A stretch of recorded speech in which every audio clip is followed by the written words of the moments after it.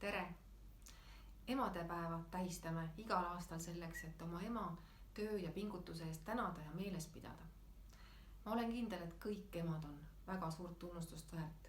Kõik emad, kes oma lastele pühenduvad, nende eest hoolitsevad ja neile oma tingimusteta armastust jagavad. Tänan rahvastikuministrina kõiki Eestimaa emasid.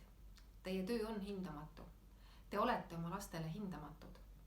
Just seetõttu soovin käia valitsuses välja mõtte, et lasterikastele emadele peaks riik tagama riikliku ravikindlustuse. Need on naised, kes panustavad otseselt meie riigi kestlikkusse.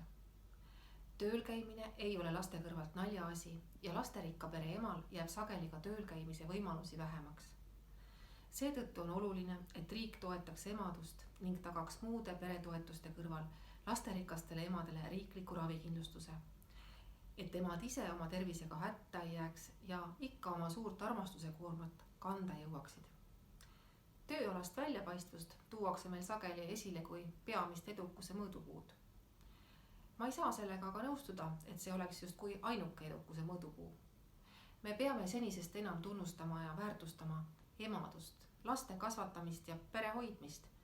See valik peab naistele jääma ning ei tohi olla ka ühiskonna poolt alahinnatud.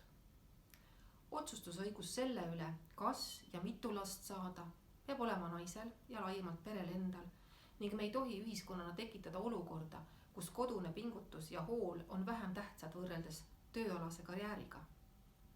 Sel aastal on emadepäev niikuinii veidi teistsugune. Võimalik, et paljud meist ei ole oma emasid eriolukorra tõttu pikalt näinud. Nüüd on selleks võimalus. Võimalus on ka juba oma lahkunud emasid kalmistul või kirikus mälestada. Selleks palun aga emadepäeval kirikusse või kalmistule minnes kinni pidada lihtsast 2+2 reeglist. Avalikus kohas tuleb vähemalt eriolukorra lõpuni hoida teistega 2 meetrist vahet ja liikuda maksimaalselt 2 kaupa. Desinfitseerige käsi ja kandke võimalusel ka näomaski. Haigustunnustega inimesed peaksid ka emadepäeval koju jääma ning sotsiaalseid kontakte vältima. Kui jätkame mõistlike abinõude kasutamist, siis koroonaviiruse levik õnnestub veel kiiremini peatada. Olen kindel, et rõõmu oma emadest ja emadepäevast ei suuda ka koroonaviirus ära rikkuda.